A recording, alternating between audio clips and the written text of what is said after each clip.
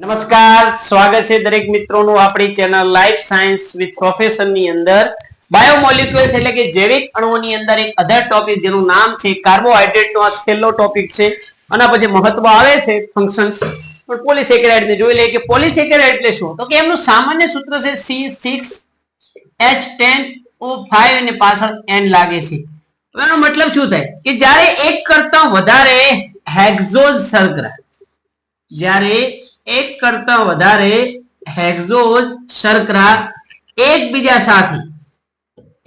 સાથે કયા બંધથી ગ્લાયકોસિડિક બંધથી જોડાય ત્યારે એને શું કહેવામાં આવે છે? પોલીસેકેરાઇડ તરીકે ઓળખવામાં આવે છે. શું કહેવામાં આવે છે? એને પોલીસેકેરાઇડ તરીકે ઓળખવામાં આવે છે. બીજી વાત કરવામાં આવે કે ડાયસેકેરાઇડમાં એક વર્ણન આપણું કહેવાનું એ કીધું કે ડાયસેકેરાઇડ પાણીમાં દ્રાવ્ય હોય છે અને એનું વિભાજન થઈ શકે છે. સ્વાદે કેવા હોય છે? ગળ્યા હોય છે. રેડી? ડાયસેકેરાઇડ સ્વાદે ગળ્યા હોય છે, તેનું વિભાજન થઈ શકે છે અને પાણીમાં દ્રાવ્ય હોય છે. પોલીસેકેરાઇડ છે એ સ્વાદે ગળ્યા હોતા નથી. સ્વાદે ગળ્યા હોતા નથી. બીજી વાત કરો, આમનું વિભાજન તો થઈ શકે છે, કારણ કે પોલીસેકેરાઇડ વિભાજન કરો તો ડાયસેકેરાઇડ મળે, મોનોસેકેરાઇડ મળે. અને પાણીમાં કેવા છે? અદ્રાવ્ય છે. રેડી? પાણીમાં અદ્રાવ્ય છે. આ વધારે થોડુંક ઇમ્પોર્ટન્ટ છે, યાદ રાખજો કે પોલીસેકેરાઇડ પાણીમાં કેવા છે? અદ્રાવ્ય છે. તો પોલીસેકેરાઇડ ની વાત કરવામાં આવે તો કે કયા કયા જૈવિક અણુઓ કે બાયોમોલિક્યુલ છે પોલીસેકેરાઇડ માં આવે છે? તો કે સ્ટાર્ચ, ગ્લાયકોજન, કાઇટિન, સેલ્યુલોઝ વગેરે વગેરે છે પોલીસેકેરાઇડ ના ઉદાહરણ છે. કે સ્ટાર્ચ, ગ્લાયકોજન, સેલ્યુલોઝ, કાઇટિન, આ બધા શેના ઉદાહરણ છે? પોલીસેકેરાઇડ ના ઉદાહરણ. સ્ટાર્ચ ની વાત કરવામાં આવે તો સ્ટાર્ચ એ અશાખિત પોલીસેકેરાઇડ છે. કેવી છે? અશાખિત પોલીસેકેરાઇડ છે, જેને શેના તરીકે ઓળખવામાં આવે છે? એમાઇલોઝ કહેવાય છે. બીજી વાત કરવામાં આવે કેટલીક જગ્યાએ તેની શાખિત શૃંખલાઓ પણ જોવા મળે, જેને કહેવાય એમાઇલોપેક્ટિન તરીકે ઓળખવામાં આવે. એમાઇલોપેક્ટિન તરીકે ઓળખવામાં આવે છે. સ્ટાર્ચ શું છે? તો કે વનસ્પતિની અંદર સંચિત ખોરાક દ્રવ્ય છે. વનસ્પતિમાં સંચિત ખોરાક દ્રવ્ય શું છે? સંચિત ખોરાક દ્રવ્ય. તો એ શું છે? આપણું આ સ્ટાર્ચ છે. રાઈટ? વનસ્પતિની અંદર સંચિત ખોરાક દ્રવ્યમાં કોણ જોવા મળે છે? તો સ્ટાર્ચ જોવા મળે છે. બીજી વાત કરવામાં આવે ગ્લાયકોજન, તો કે ગ્લાયકોજન શું છે? તો ગ્લાયકોજન એ પ્રાણીઓમાં સંચિત ખોરાક દ્રવ્ય છે. પ્રાણીઓમાં સંચિત ખોરાક દ્રવ્ય છે અને એ મોટા ભાગે એમાઇલોપેક્ટિન સ્વરૂપે જોવા મળે છે. મોટા ભાગે કઈ રીતે જોવા મળે છે? એમાઇલોપેક્ટિન સ્વરૂપે જોવા મળે છે. અને સેલ્યુલોઝ એ તો આપણને ખબર છે કે પૃથ્વી પર વપરાતું સૌથી મોટામાં મોટું કોઈ કાર્બોદિત નો જથ્થો હોય તો કોણ છે? સેલ્યુલોઝ છે. કારણ કે લાકડા, રેસા એ બધું શામાં હોય છે? સેલ્યુલોઝમાં હોય છે. અને એની અંદર પણ રચના કઈ હોય છે? એમાઇલોઝ હોય છે. એનો મતલબ કે સ્ટાર્ચ અને સેલ્યુલોઝ એમાઇલોઝ બંધારણ ધરાવે છે, જ્યારે ગ્લાયકોજન કયું બંધારણ ધરાવે છે? એમાઇલોપેક્ટિન બંધારણ ધરાવે છે. હવે એ બધી વાત તો સાઈડ રહી છે, પણ આ કહેવા શું માંગે છે કે ચલો સાહેબ તમે વાત તો કરી નાખી કે એક એમાઇલોઝ ધરાવે છે ને એક એમાઇલોપેક્ટિન, તો આપણી થિયરીનો મૂળ હેતુ જ એ છે કે એમાઇલોઝ અને એમાઇલોપેક્ટિન એટલે શું? તો પહેલા આપણે સમજીએ એમાઇલોઝ. એમાઇલોઝ એટલે અશાખિત બંધારણ. અશાખિત બંધારણ. શું કીધું છે? કે એક કરતા વધારે લાખોની સંખ્યાની અંદર હેક્ઝોઝ શર્કરા એકબીજા સાથે જોડાય. તો આપણે હવે હેક્ઝોઝ શર્કરા એક, રેડી? આ બીજી,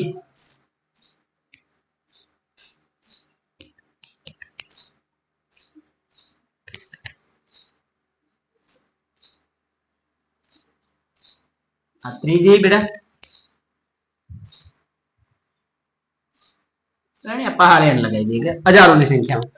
તો બેટા શું હોય છે કે નોર્મલ રીતે તમે સમજી લો કે આપણે બધી દર્શાવીએ આવી રીતે દર્શાવવાની વાત છે.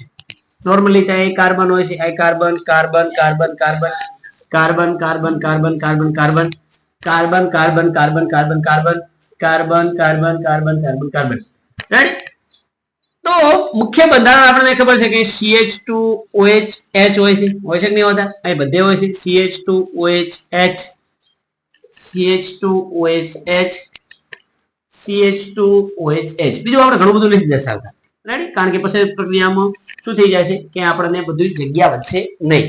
તો વાત કરવામાં આવે કે CH2OH છે, તો અહીં શું હોય છે બેટા? તો અહીં જુઓ તમે, અહીંયા HOH હોય છે કે નહીં હોતા?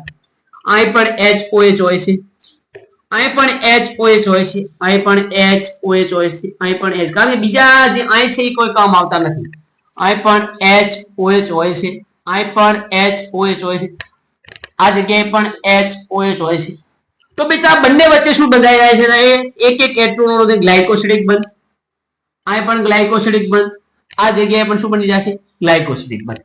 તો આવા પ્રકારની સીધી રચના હોય, આવા પ્રકારની એક સીધી સળંગ રચના હોય ગ્લાયકોસિડિક બંધ વાળી, તો એને એમાઇલોઝ કહેવાય. શું કહેવાય એને? એમાઇલોઝ કહેવાય. જો તમે દરેક જગ્યાએ એક ગ્લાયકોસિડિક બંધ, બે ગ્લાયકોસિડિક બંધ, 3 હજારો લાખો, જ્યાં સુધી આમની રચના હોય ત્યાં સુધી એમની શું સીધી શૃંખલામાં ગ્લાયકોસિડિક બંધ જોવા મળે છે.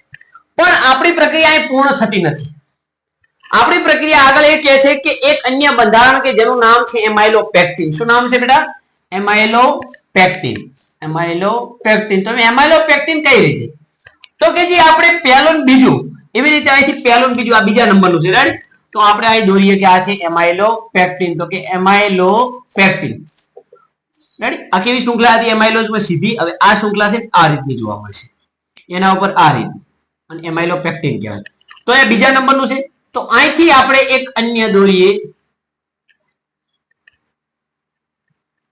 એક્ઝો સર્કલની લાઈન, રાઈટ?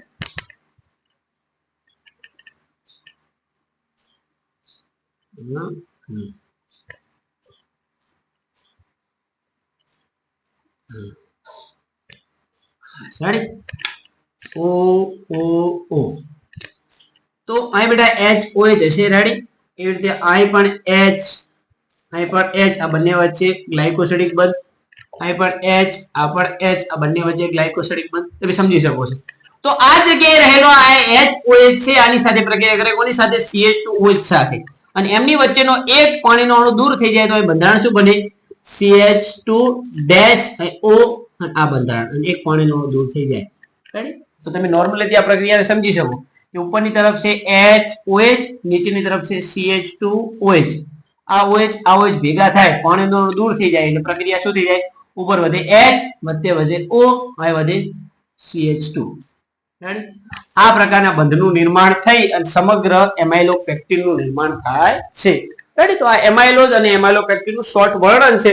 વધારે MCQ માં તમે ડિટેલમાં આને પડવા જેવું છે નહીં, કારણ કે એટલો બધો હાર્ડ ટોપિક પણ નથી. પણ બાળકો શું કરે છે કે આ સ્ટ્રક્ચર જોઈને જ ગભરાઈ જાય છે. નોર્મલી એક હેક્ઝો સર્કલનું સ્ટ્રક્ચર દોરી નીચે રહેલા HOH વચ્ચે પ્રક્રિયા કરી, H2O ને દૂર કરી નાખો, ઓક્સિજન સાથે બંધ બનાવી નાખો, એને બની જો ગ્લાયકોસિડિક બંધ. ઉપર બનાવતા હોય ત્યારે આ રીતે પ્રક્રિયા કરો, રાઈટ? મળી એક નવા લેક્ચરમાં. જય હિન્દ, જય ભારત.